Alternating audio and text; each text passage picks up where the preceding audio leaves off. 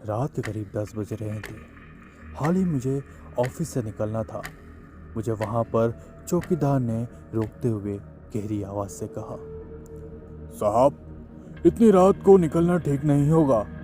आप हो सके तो आज रात ऑफिस में ही रुक जाओ। अरे इस टाइम निकलने में कौन सी बड़ी बात है। जब मैं मुंबई में था तो तब मैं वहाँ रात के 1-2 बजे रूम पे पहुँचता था। साहब, यह जगह थोड़ी अलग है।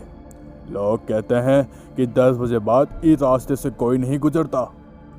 मैंने हंसते हुए कहा, अरे अंकल, इस जमाने में भी भूत।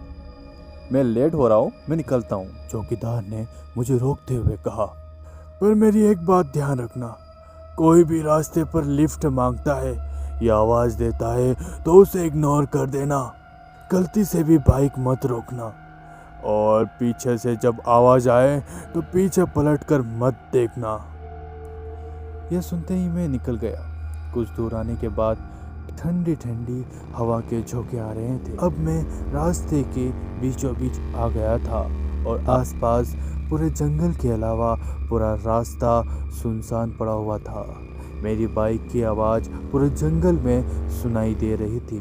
अब उस रास्ते पर मेरे अलावा और कोई नहीं दिखाई दे रहा था। जब मैंने आसपास देखा तो मानो ऐसा लग रहा था कि ये पेड़ पौधे मुझे ही घूर रहे हो। कुछ देर के बाद मुझे ऐसा लगा कि मेरे कान के पास कोई गहरी सांस ले रहा हो। मैंने जब मेरे पीछे मुड़ के देखा तो कोई नहीं था। शायद मेरा वहम होगा। अब मुझे उन अंकल की बात याद आ रही थी।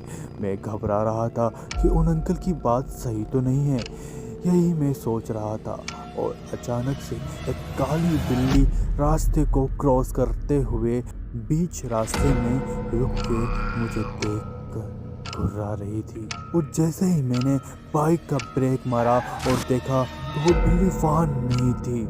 अब मैं पूरा पसीने से लथपथ हो चुका था। कुछ समझ नहीं आ रहा कि मैं करूं तो करूं क्या। मैंने मन ही मन ऊपर वाले को याद किया और वहाँ से निकला।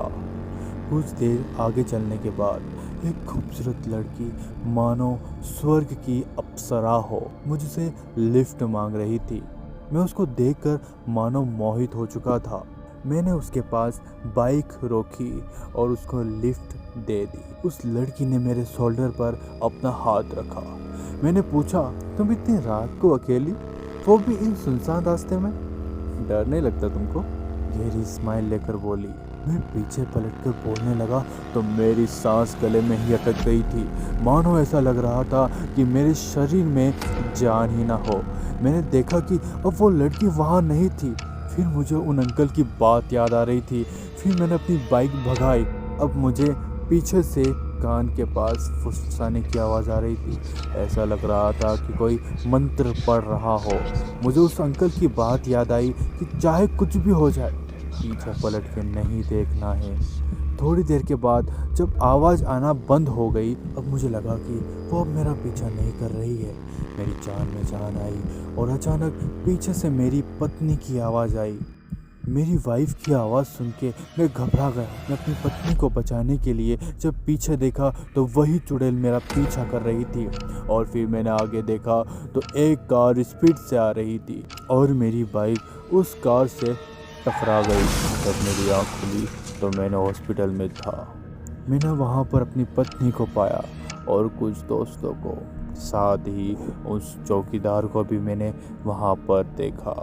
उसी अंकल ने कहा, बेटा, तुम किस्मत वाले हो जो वहाँ से बच गए, वरना उस रास्ते से 10 बजे के बाद कोई भी गया है वो जिंदा नहीं बचा है। दोस्तों, ये कहानी कैसी लगी कमेंट में ज़रूर बताना और ऐसी ही दहशत से भरी हंटर कहानी सुनने के लिए चैनल को सब्सक्राइब ज़रूर करें। बाय।